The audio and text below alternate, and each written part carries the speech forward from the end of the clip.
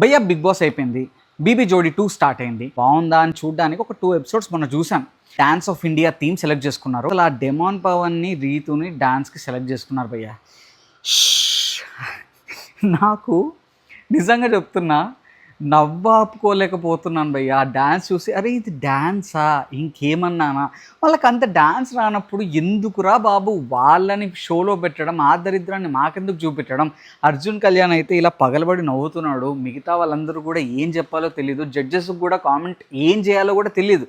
ఇంకా రీతు చౌదరి అయితే ఆ డ్యాన్స్కి ఇంకా కామెంట్స్ చెప్పే లోపలే తనకు అర్థమైపోయింది ఇదో దరిద్రపు డ్యాన్స్ అని. అంతలోపల ఏడుపు స్టార్ట్ చేసింది. డ్యాన్స్ రానప్పుడు మీరు షోలోకి ఎందుకు వెళ్ళడం.